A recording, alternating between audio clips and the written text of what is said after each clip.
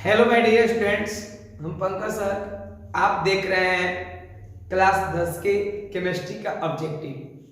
Chemistry में आप चाहे प्लेलिस्ट में जाके इस चैनल पे देखेंगे। आप chapter number 1, chapter number 2, chapter number 3 completed है। चैप्टर नंबर 4 का यानी पार्ट 1 पार्ट 2 वीडियो बन चुका है और प्लेलिस्ट में आ चुका है। यह चैप्टर नंबर यानी 4 का पार्ट 3 है और इस पार्ट 3 को ध्यान से देखें। लास्ट इस चैप्टर का वीडियो है। अब इसके बाद अगला चैप्टर आएगा। यहाँ पे 86 नंबर से हम लोग स्टार्टिंग करते हैं। 86 कहता है कि एल्कोहल श्रेणी का सामान्य सूत्र क्या है। देखिए, सामान्य सूत्र कहने के मतलब कि एल्किल समूह में कोई भी जोड़ा जाता है तो एल्किल समूह में जोड़ा जाता है तो एल्किल समूह का सूत्र होता है CnH2+1 और इसमें कोई भी क्रियाशील मूलक को जोड़ दिया जाता है तो एल्कोहल क्रियाशील मूलक का सूत्र होता है OH। तो this is a right answer CnH2n+1 यानी OH। OH माने एल्कोहल। यहाँ 86 का आंसर होगा A।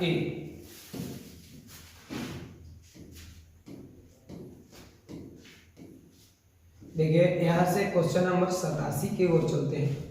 और 87 क्या बोलता है?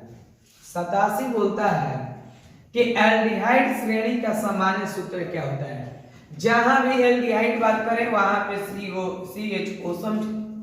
तो क्रियाशील समूह के लिए जब भी क्रियाशील समूह जोड़ना है तो क्रियाशील समूह हम लोग जोड़ते हैं एल्किल समूह में। एल्किल का सूत्र होता है CnH2n+1 और इसमें CHO के साथ जोड़ें तो यहाँ पे आएगा CHO। This is a right answer A. Question number 88 की क्या बोल रहा है? 88 बोल रहा है कि कार्बोक्सिल अम्ल श्रेणी का, कार्बोक्सिल जो अम्ल है यह श्रेणी का सामान्य सूत्र है। तो श्रेणी का सामान्य सूत्र कह रहा है तो जहां भी कार्बोक्सिल बात आए वहां पे आप लोग COOH को समझ जाए। कार्बोक्सिल कहेगा COOH, एल्डिहाइड कहेगा यानी CHO, अगर एल्कोहल कहेगा तो OH मानेंगे, इसलिए यहाँ पे हो जाएगा COOH। This is a right answer A. This is a right answer A carboxyl समूह के लिए। यहाँ पे क्वेश्चन नंबर हम लोग देखते हैं 89 कहता है कि प्रतिक्रियात्मक समूह, मतलब इसी को बोल सकते हैं क्रियाशील समूह। क्रियाशील समूह COOH का नाम है तो इसका नाम क्या है? तो यह हमने क्या बताया, जहां COOH की बात आएगी वहां कार्बोक्सिल समूह बोलेंगे। This is a right answer A. This is a right answer A. अगला देखिए 90 कह रहा है कि प्रक्रियात्मक जो हमारा क्रियाशील समूह है इस क्रियाशील समूह का नाम क्या है। तो देखिए, अगर CO है केवल तो CO है तो इसे हम कार्बोनिल समूह कहते हैं और कार्बोनिल समूह के नाम से जाना जाता है। This is a right answer carbonyl समूह। जब C हो तो COOH हो जाए तो कार्बोक्सिल समूह।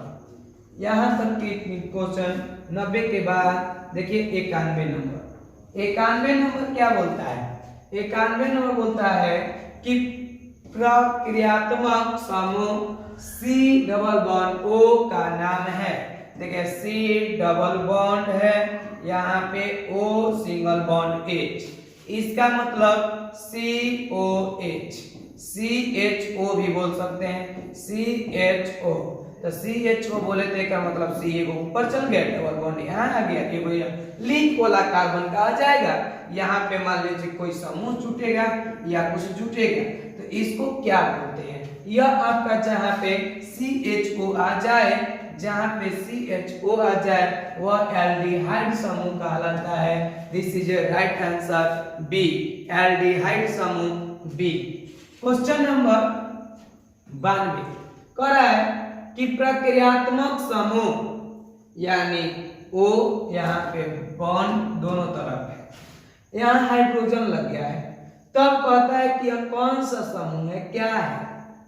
तो अगर समूह पूछ रहा है केवल यानी ऑक्सीजन के साथ, तो इसे हम इसमें हाइड्रोजन लगा है इसलिए हाइड्रोक्सिल समूह कहेंगे। इसका नाम हो जाएगा हाइड्रोक्सिल समूह। This is a right answer A. ध्यान से सुनिए बाबू, आप सब मन से एक बार वीडियो को देखें, बहुत समझ में आएगा।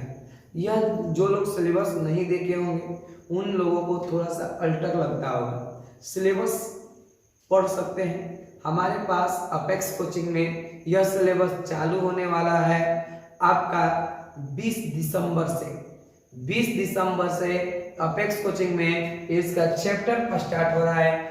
जो विद्यार्थी अगर चाहते हैं इस पाठ को पढ़ने के लिए तो आप आ सकते हैं फ्री ऑफ कॉस्ट, कोई चार्ज नहीं लगेगा, यानी एक चैप्टर, केवल एक चैप्टर पढ़ने के लिए। अगर आपको कहीं है समझ में नहीं आया है तो कहीं ट्यूशन पढ़ते हैं, उससे मतलब नहीं है। अगर नहीं समझ में आया तो इस चैप्टर को मेरे पास आके पढ़ सकते हैं। 20 दिसंबर से चालू होगा, केवल एक चैप्टर फ्री ऑफ कॉस्ट।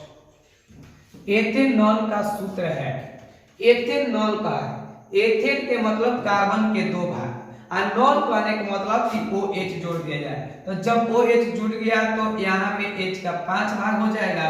तो this is a right answer C. Ethanol का सूत्र होता है C2H5OH। इसके बाद हम लोग क्वेश्चन नंबर आपका 94 की ओर चलते हैं। 94 क्या कहता है? 94 कहता है यह हाइड्रोजन है, अब bond H double bond O bond H। इसको हम क्या लिख सकते हैं? C डबल बॉन्ड H, यह लिंक वाला कार्बन, चाहे हाइड्रोजन लगाइए चाहे समूह लगाइए, उसे कोई दिक्कत नहीं। इसको हम लोग शुरू में हम बताएं, इसको क्या बोलते हैं? तो यह आपका समूह जब उपस्थित है तो this is a right answer C. अगर यहाँ ऑप्शन दे दिया होता है तो ऑप्शन दिया होता तो क्रियाशील समूह में हम बोलते कार्बोक्सिल समूह, क्रियाशील समूह में कार्बोक्सिल समूह बोलते। लेकिन यह सूत्र पूछा कि किसका सूत्र है, यानी इसका संरचना यहाँ पे बनाया है, तो this is a right answer C. Question number 95 देखिए यहाँ पे क्या है, बहुत अच्छा क्वेश्चन है। क्वेश्चन बोला है 95 नंबर कि CH3CO CH3 है, ठीक है। देखिए इसका अगर हम लोग संरचना बनाते हैं तो बनेगा CH bond H bond H bond C double bond C, यहाँ पे हो जाएगा हमारा bond H bond H bond H, ऐसे भी बोल सकते हैं। तो देखिए ध्यान से, C डबल बॉन्ड O ले लिया, यह डबल बॉन्ड इधर ना डाल करके C डबल बॉन्ड O इधर लिख देते हैं, और यह 2 को है इधर से ऐसे कर देंगे। तो this is a right answer A, this is a right answer A. Common sense का क्वेश्चन है, ध्यान से दिमाग लगाना है और देखना है कि कौन सा क्रियाशील समूह इस पे शूटिंग कर रहा है, यानी शूट कर रहा है। जो क्रियाशील समूह शूट करेंगे उसको पुट कर देंगे। This is a right answer. Correct international union of पूरे एंड अप्लाइड केमिस्ट्री, कह रहा है कि यह किसका फुल फॉर्म है, यह किसका फुल फॉर्म है। देखिए फुल फॉर्म याद ही नहीं करना है, इससे तो आसान क्वेश्चन ही नहीं होता है। इंटरनेशनल के लिए I, यूनियन के लिए आपका U, और यहाँ पे पूरे के लिए P, अप्लाइड के लिए A, और आपका केमिस्ट्री के लिए C। इसका नाम बन गया IUPAC। यहाँ पे this is a right answer IUPAC, यही से नाम दिया हुआ है, आपको देख लेना है केवल, यानी IUPAC, this is a right answer. Question number 97 कहता है ना कि CH3 है। देखिए यहाँ पे CH3 है, और इसके साथ Cl लगल है। तो CH3 के साथ जब Cl लगल है तो Cl को हम लोग क्लोराइड बोलते हैं। क्लोरीन जो है जब क्रियाशील यानी कि कार्बन के साथ जुड़ जाता है तो क्लोराइड बनता है और इसको हम लोग यानी यह जो हमारा है मेथिल कहलाएगा। ये एल्किल समूह का है इसलिए मेथिल कहलाएगा। तो यहाँ पे this is a right answer, methyl chloride, methyl chloride, chloride. तो मेथिल क्लोराइड खोज लीजिए, this is a right answer, methyl chloride. CH3 का मेथिल और Cl का chloride, this is a right answer, methyl chloride. Question number 98 कह रहा है ethanol का सूत्र होता है। जहां पे नल की बात आ जाए, जहां पे नल की बात आ जाए वहां CHO लगल है। इसका मतलब देखिए इसमें भी CHO, इसमें भी CHO, इसमें भी CHO, इसका मतलब तो CHO लग गया है भैया जी। लेकिन इथेनॉल बोला है, इथेनॉल एक मीथेनॉल एक इथेनॉल। इथेनॉल का मतलब कार्बन के दो मात्रा, और कार्बन के दो मात्रा मतलब हम लोग इसके भी कार्बन को सूत्र के CHO को, इसको कार्बन को भी गिनते हैं ग्रीक गिनती में। ग्रीक गिनती में IUPAC नाम करते समय इसी को हम तब में यानी जितना सारा नाम पढ़ रहे हैं या IUPAC नाम के रूप में हम लोग पढ़ रहे हैं। यहाँ पे CHO है और एक हमारा और कार्बन जोड़ दीजिए तो इसके साथ 3 वो हाइड्रोजन बंधन बनेगा। तो इथेनॉल का सूत्र होगा, this is a right answer B, this is a right answer B. 99 number question, acetone का सूत्र है। एसीटोन कहा है, ध्यान समझिए, एसीटोन कह दिया। तो जब एसीटोन कहा है इसका अर्थ होता है कि आपका CH3 और CH2 एसीटोन का सूत्र, this is a right answer, CH3CO। और यह साधारण नाम है, IUPAC नाम लेंगे तो इन तीनों को यानी कार्बन को देखेंगे कि यहाँ पे 2 कार्बन 3 कार्बन 4 कार्बन और इसके क्रियाशील समूह के साथ नामकरण करेंगे साधारण नाम के लिए, सॉरी IUPAC नाम के लिए। लेकिन साधारण के लिए थोड़ा सा याद करना पड़ता है कि किसका क्या नाम है। साधारण नामकरण करने के लिए यहाँ पे थोड़ा सा दिक्कत होती है। अगर देखिए धीरे धीरे आप लोग आ जाएगा एग्जाम देते देते। देखिए सिरका में कौन सा अम्ल पाया जाता है? सिरका में एसिटिक अम्ल पाया जाता है। सिरका में कौन सा अम्ल पाया जाता है? एसिटिक अम्ल। याद रखें टमाटर में कौन सा अम्ल पाया जाता है, दही में कौन सा अम्ल पाया जाता है, सेव में कौन सा अम्ल पाया जाता है, संतरा में कौन सा अम्ल पाया जाता है, सिरका में कौन सा अम्ल पाया जाता है। यह एग्जाम में 1 नंबर में ऑब्जेक्टिव में पूछ सकता है, इसलिए इन सभी टॉपिकों को याद रख लें भाई, कभी नहीं होगी परेशानी। अगर याद नहीं कर पाएंगे तो बहुत हो जाएंगे परेशान। यहाँ पे देखिए ध्यान से, क्वेश्चन नंबर हमारा 101 क्या बोल रहा है? कह रहा है कि निम्नलिखित में कार्बनिक अम्ल कौन है? देखिए जिसमें कार्बन है उसमें कार्बनिक अम्ल है, जिसमें कार्बन है वो कार्बनिक अम्ल है। यह इसमें कार्बन है नहीं तो क्लोरीन है, Cl बोला है तो Cl को तो क्लोरीन बोलते हैं। क्या इसमें कार्बन है? जी नहीं। क्या इसमें कार्बन है? एकदम नहीं है। तो नहीं है तो कार्बन किसमें है? यहाँ पे कार्बन है। तो this is a right answer D, यह कार्बनिक यौगिक है। क्या है? कार्बनिक यौगिक है। देखिए अब हम लोग क्वेश्चन नंबर 101 हो गया, अब 102 पढ़ेंगे। 102 क्या कह रहा है? 102 कह रहा है कि किस प्रकार के हाइड्रोकार्बन में संकलन अभिक्रिया होता है? करें कि किस प्रकार के हाइड्रोकार्बन में संकलन अभिक्रिया होता है? तो असंतृप्त हाइड्रोकार्बन में संकलन अभिक्रिया पाया जाता है, संकलन अभिक्रिया होता है।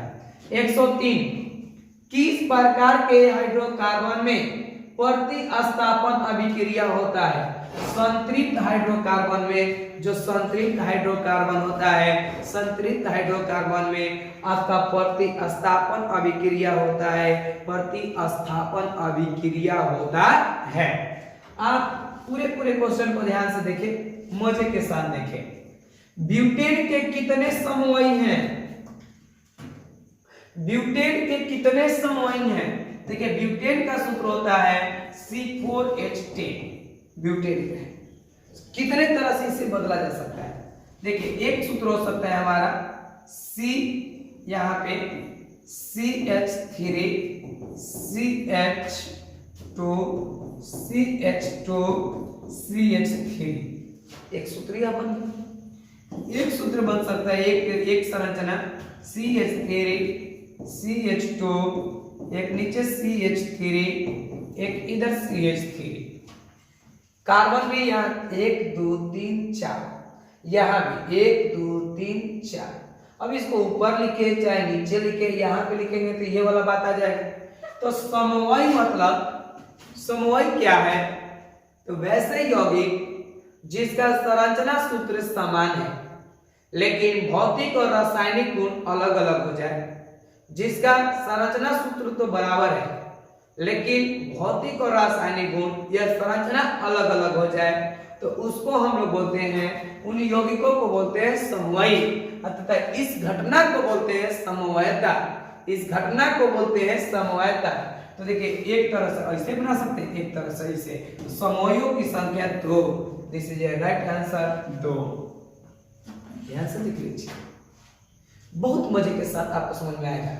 अगर आप सुंदर क्वेश्चन के साथ यहाँ पे 105 नंबर क्वेश्चन देखें कि सोडियम एसीटेट को सोडा लाइम के साथ मिलाया जाए। जब सोडियम एसीटेट की प्रतिक्रिया सोडा लाइम के साथ कराया जाए तो मीथेन गैस का प्राप्ति होती है।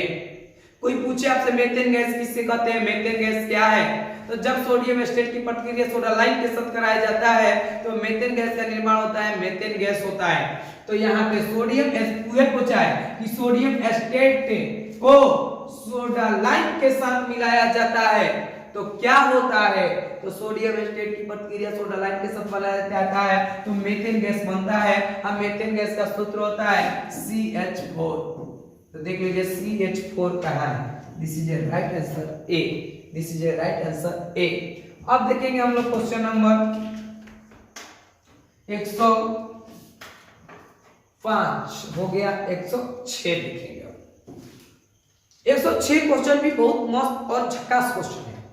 और 106 क्वेश्चन कि H2 अणु में किस प्रकार का बंधन पाया जाता है?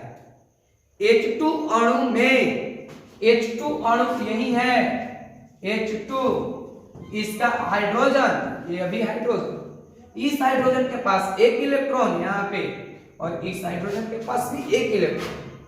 यह क्या करता है कि अपना एक एक इलेक्ट्रॉन का आदान प्रदान करके हाइड्रोजन डिस्टर्ब पूरा करता है। तो जब डिस्टर्ब पूरा करता है तो एक इलेक्ट्रॉन की मान लेगा, कहेगा हाँ खाली तू ही हमारे से लेबो, आप नहीं देबो, तो कहेगा ले लो भैया तू ले। तो एक एक इलेक्ट्रॉन का आदान प्रदान करके एक बंधन बनाता है, इसी को हम लोग बोलते हैं H2। इसको क्या बोलते हैं? H2। और ये जो आदान प्रदान के बंधन बनाने की क्रिया है इसको सहसंयोजक बंधन कहेंगे। सहसंयोजक माने हम अकेले नहीं ले रहे हैं, यानी ले नहीं रहे हैं, केवल दे भी रहे हैं। सह माने सहमति से आपस में हम लोग आदान प्रदान कर लिए, यानी सहसंयोजक बंधन होता है। This is a right answer. Question number यहाँ पे देखते हैं 107 बोलता है नाइट्रोजन के द्विपर यानी परमाणु, द्विव परमाणु जो है नाइट्रोजन के द्विव परमाणु अणु में कौन सा आबंध होता है?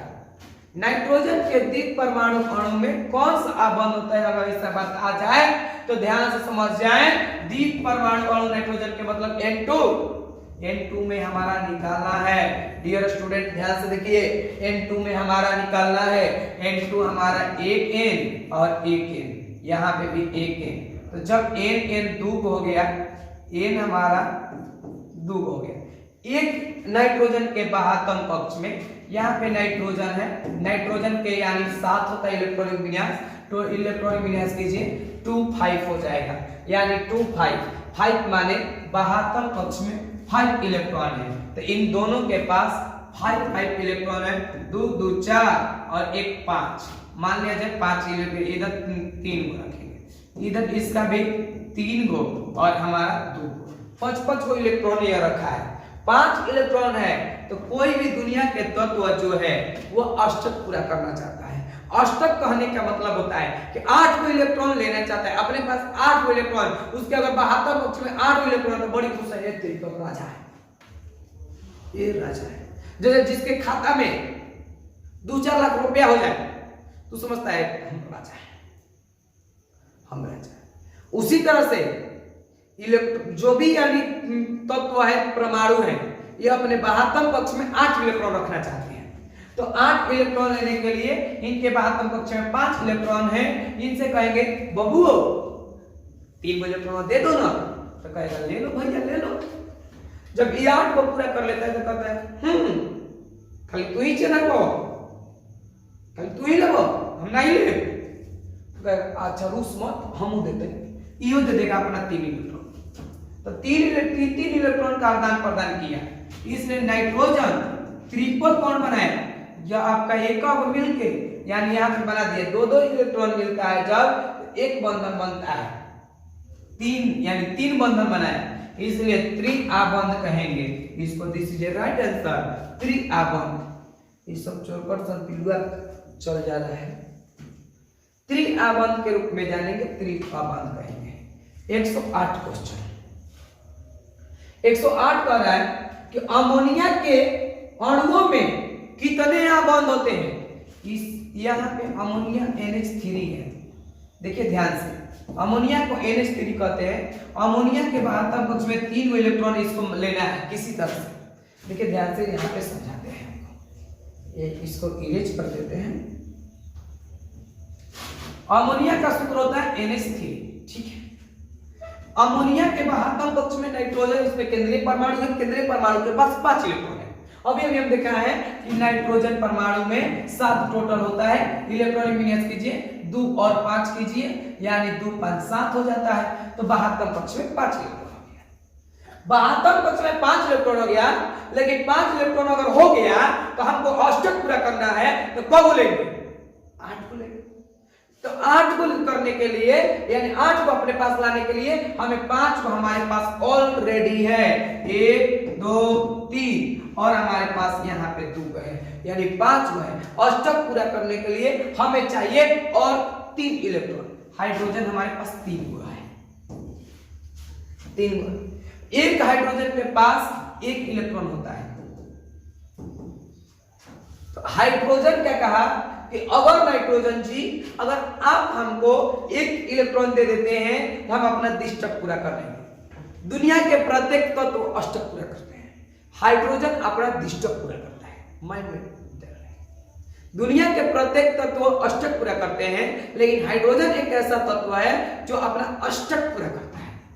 तो जब अष्टक पूरा करता है, ये दिष्टक पूरा करता है, इसलिए 2 को दे दिया, इसको भी 2 को दे दिया, इसको भी 2 को दे दिया, 2 को दे दिया। अब क्या कहता है नाइट्रोजन, तू लोग के को दिए हैं, हमको भी दो। तो ये क्या कर दिया कि जब दिया था तो ले लिया, जब ले लिया तो इसका मतलब को बंधन बनाए, नाइट्रोजन 1 गो बंधन, 2 गो बंधन, 3 गो बंधन। This is a right answer. Ammonia में 3 बंधन। कोई दिक्कत? कोई दिक्कत नहीं सन। देखिए 109 नंबर क्वेश्चन, एथेनॉल के वायु में दहन से कौन से उत्पादन जल के अतिरिक्त बनता है। तो जल के अतिरिक्त होता है carbon dioxide. This is a right answer. यानी जल के अतिरिक्त अगर एथेनॉल के साथ अगर गर्म कीजिएगा तो कार्बन डाइऑक्साइड बनेगा। क्वेश्चन नंबर 110 ध्यान से देखें। एथेनॉल की सोडियम के साथ यानी अभिक्रिया कराया जाए तो हाइड्रोजन गैस प्राप्त तो होता है, लेकिन कहता है क्वेश्चन कि हाइड्रोजन का अतिरिक्त क्या होता है। हाइड्रोजन का अतिरिक्त सोडियम एथॉक्साइड होता है, sodium ethoxide, this is the right answer. अब देखिए 101 111 कहता है कि एक कार्बनिक यौगिक कालिक ज्वाला द्वारा, यानी ज्वाला के साथ जलती है तो यह संतृप्त है या असंतृप्त। जब कालिक दे रहा है तो असंतृप्त, कालिक दे रहा है मतलब धुआं दे रहा है, कार्बन छोड़ रहा है तो असंतृप्त। हाइड्रोजनीकरण के उत्प्रेरक का प्रयोग किया जाता है तो धातु उत्प्रेरक का, हाइड्रोजनीकरण में धातु उत्प्रेरक का प्रयोग किया जाता है। अगला कह रहा है एथेनोइक अम्ल का साधारण नाम क्या है। देखिए एथेनोइक होना चाहिए, एथेनाइक लिखा है तो एथेनोइक। जब यहाँ पे मेथेनोइक कहता है तो फॉर्मिक अम्ल कहते हैं, लेकिन एथेनोइक कहा है इसलिए एसिटिक अम्ल कहेंगे। This is a right answer, acetic अम्ल। यहाँ पे देखिए क्वेश्चन नंबर 111, यह याद कर लीजिएगा। एथाइन का साधारण नाम क्या है। देखिए एथाइन कह रहा है तो एथाइन का साधारण नाम एसिटिलीन है, एथाइन का साधारण नाम एसिटिलीन है। यहाँ पे क्वेश्चन नंबर हमारा 115 पीलूगा जो है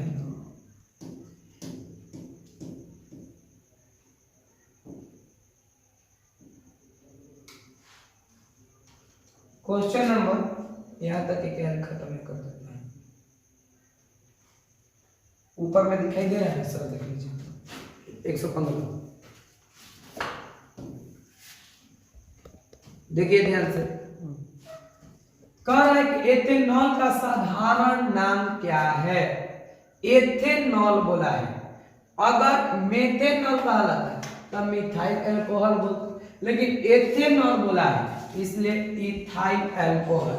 this is right answer, ethyl alcohol. काहे कि नॉल में अल्कोहल ही जुड़ता है।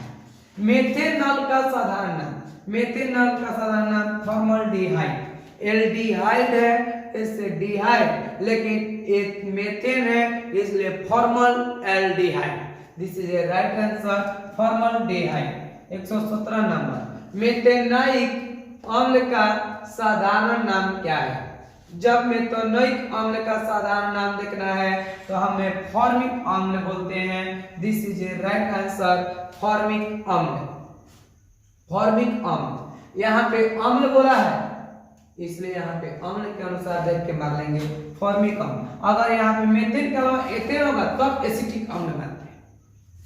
अगला कहता है 118 साबुन उपयोग में, यानी उपयोग का एक उत्पादन है ग्लिसरॉल। ग्लिसरॉल जो है साबुन उत्पादन यानी साबुन उद्योग में इसका उपयोग, उत्पादन में उपयोग किया जाता है। निम्नलिखित में कौन साबुन के, तो C17 H35 COONA यानी सोडियम, यह जो होता है साबुन का सूत्र होता है। जहां भी देखिए यहाँ C17 H35 वही साबुन वाला टिक मारिए। कह रहा है निम्न में कौन अपमार्जक है, निम्न में कौन अपमार्जक है, तो सोडियम लैरिल सल्फेट, सोडियम रेलिल यानी lauryl sulphate, sodium lauryl sulphate. This is a right answer. Question number 120 तक आ चुके हैं हम लोग। अब हम लोग देखेंगे 127 तक क्वेश्चन है हम लोग का, और 127 this is a right answer. यहाँ तक के देखेंगे और यह पार्ट खत्म हो जाएगा। यह आप ऑब्जेक्ट आलोक के ऑब्जेक्टिव पढ़ रहे हैं, आलोक प्रकाशन के भूमिका। यहाँ पे क्वेश्चन नंबर 122 कह रहा है कि प्रथम कार्बनिक यौगिक यूरिया का संश्लेषण किसने किया था। यूरिया के संश्लेषण जो किया था बोलाहर ने किया था, यानी बोलाहर ने किया था। This is a right answer C. कहेंगे संतृप्त हाइड्रोकार्बन कौन है, एल्केन है। एल्केन को हम लोग संतृप्त हाइड्रोकार्बन कहते हैं और एल्किन एल्काइन को असंतृप्त हाइड्रोकार्बन कहते हैं। एल्केन का सामान्य सूत्र है, तो एल्केन का सामान्य सूत्र होता है CH2N+2। एल्केन का सामान्य सूत्र, this is a right answer, alkane के सामान्य सूत्र। एल्कीन का सामान्य सूत्र क्या है, एल्कीन का CnH2n। एल्कीन का सामान्य सूत्र CnH2n।